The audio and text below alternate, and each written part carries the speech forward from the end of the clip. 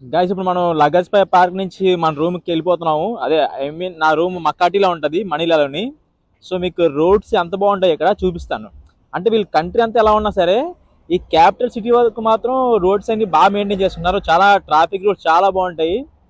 మీరు చూపిస్తే మీకు 1 by 1 రోడ్స్ ఎలా ఉంటాయో, ట్రాఫిక్ రూల్స్ ఎంత బాగుంటాయి ఇక్కడ. ఇంకోండి, పెడిస్ట్రియన్స్ క్రాస్ చేయడానికి ఇలా సెపరేట్ రూట్ ఉంటుంది. ఈ జంక్షన్ జస్ట్ స్మాల్ జంక్షన్లోనే ఇన్ని రూల్స్ ఉంటాయి. మనం ఏదైనా ఎమర్జెన్సీగా క్రాస్ చేయాలంటే ఇక్కడ ఈ బటన్ ప్రెస్ చేస్తే ఆటోమేటిక్గా మనకి గ్రీన్ లైట్ వస్తుంది పెడిస్ట్రియన్స్ క్రాస్ చేయడానికి.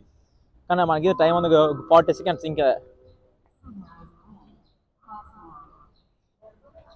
చూడండి కంట్రీ జస్ట్ ఇది ఒక మకాటి సిటీ అనమాట, మనీలాలో చిన్న సిటీ. అంత బాగుందో. ఎక్కడికక్కడ గ్రీనరీ ఉంటుంది, చెట్లే మొత్తం ఇంకా ప్యూర్. అక్కడికక్కడ చెట్లు, ఎండ కాసినా సరే బాగానే ఉంటుంది మనకి, మరీ అంత దరిద్రంగా ఉండదు. మన హైదరాబాద్లో చూడండి ఎక్కడ ఒక చెట్టు కనిపించదు, దారి పొడుగునా సరే రూట్లే ఉంటాయి. కానీ ఇక్కడ అలా చాలా బాగా ప్లాన్ చేస్తున్నారు. అంటే ఓన్లీ క్యాపిటల్ సిటీ వరకే, మిగతా అంతా ఎలా ఉండదు మనకు తెలీదు. మన రోడ్ క్రాస్ అంటే మళ్ళీ జస్ట్ వెయిట్ చేయాల్సిందే.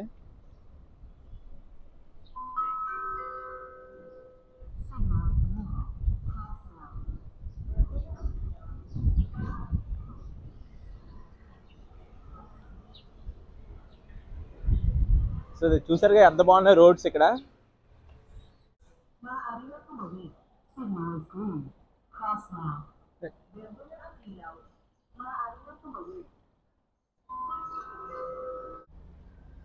సో మీరు చూస్తున్న బిల్డింగ్ దాన్ని బేకాన్ టవర్స్ అంటారన్నమాట. బేకాన్ 50 floors ఉంటుంది.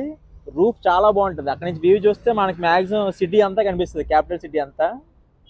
ఇక్కడ మ్యాక్సిమం చూసాక రోడ్స్ మెయింటెనెన్స్ ఎలా ఉన్నాయో. ఇంకోటి ఏంటంటే ఇక్కడ మెక్డీ, నీకు చిన్న స్థలం దొరికితే చాలు మెక్డీ పెట్టేస్తారు. ప్రతి చోట కూడా ఇక్కడ మెక్డీ అండ్ జాలీబీ అని చెప్పి చాలా ఫేమస్ అనమాట. అంటే మన ఇండియాలో కేఎఫ్సీ ఎంత బాగా ఫేమస్, ఇక్కడ కేఎఫ్సీ చాలా డిజాస్టర్ ఈ కంట్రీలో.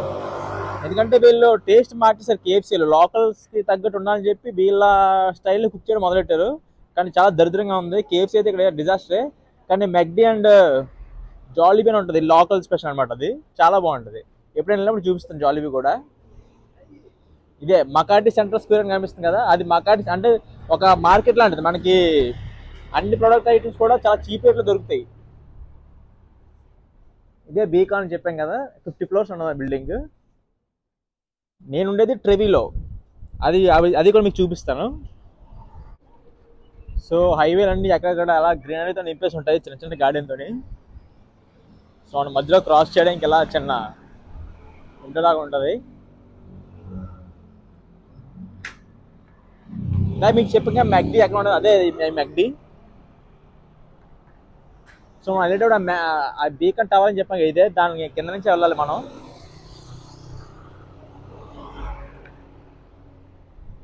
ఇంకోటండి గైస్, ఇక్కడ అండర్ గ్రౌండ్ ఉండదు ఈ కంట్రీలో. మనం ఏదైనా సరే పార్కింగ్ పైనుంచే స్టార్ట్ అవుద్ది. అండర్ గ్రౌండ్ పార్కింగ్ ఈ కంట్రీలో ఎలా ఉండదు, ఎందుకంటే ఇక్కడ ఎర్త్క్వేక్స్ వచ్చే ప్రోన్ ఏరియా అనమాట ఇది.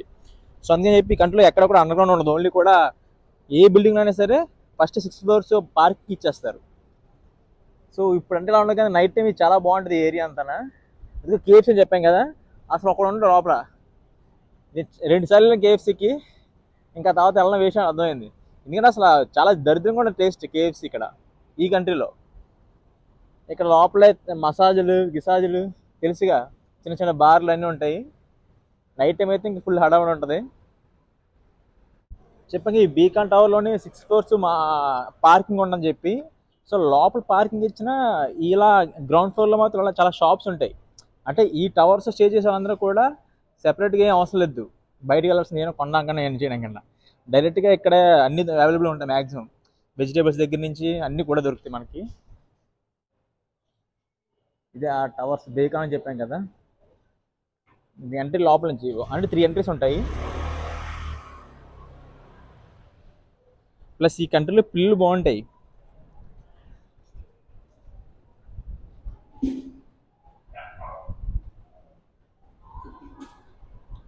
ఎవడో షాప్ లీజ్కి ఇస్తాడండి.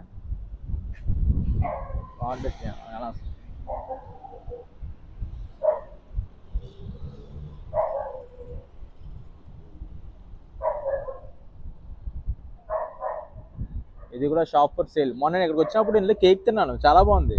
అప్పుడే 1 వీక్ తా షాప్ ఎత్తేసారు వీళ్ళు. అది బాస్కెట్బాల్ గ్రౌండ్. ఇక్కడ బాస్కెట్బాల్ చాలా ఫేమస్ ఈ కంట్రీలో. అండ్ ఈ లాండ్రీ ఉంది కదా, లూలు లాండ్రీ, నేను ఇందులోనే లాండ్రీకి ఇస్తాను. చాలా బాగుంటుంది. 24 hours ఉంటుంది లాండ్రీ. ఇక్కడ సెల్ఫ్ ఉంటుంది అన్నమాట. అంటే మనమే అన్నీ చేసుకోవచ్చు. లోపలికి వచ్చి జస్ట్ వాళ్ళకి 10 kgsకి 110 pesos పే చేసి సరిపోద్ది. అది వాష్కి. మళ్ళీ డ్రైకి 110, టోటల్ 220 అవుతుంది. సో అలా ఈ 6 floors పార్కింగ్ ఇచ్చినా సరే కింద సెల్లార్ అంతా లైక్ గ్రౌండ్ ఫ్లోర్ అంతా కూడా ఇలా డిఫరెంట్ షాప్స్కి ఇచ్చి మన ఏదో సోర్స్ ఆఫ్ ఇన్కమ్ అంతే. సో ఇందాక ఒక ఎంట్రీ చూపించాం కదా, అదొకటి. ఇది సెకండ్ ఎంట్రీ. ఇక్కడ ఓన్లీ వెహికల్స్ ఎంట్రీ అనమాట. ఇది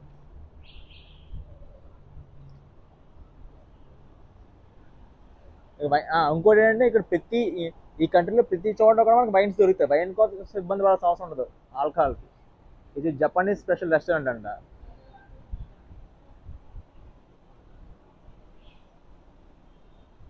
ఏంటో ఈరోజు షాప్స్ అన్ని క్లోజ్ చేస్తున్నాయి, సండే అయినా సరే. ఇది కూడా క్లోజ్ అయి ఉంది. ఏంటో ఇక్కడేదో వర్క్ జరుగుతున్నట్టుంది, రెనోవేషన్ వర్క్.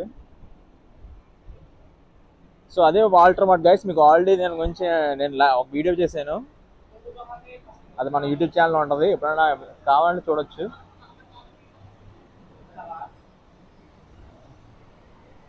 ఇది ఒక స్పా. డే టైం ఎవడో స్పా చేయించుకున్నాడు ముసలి తాత.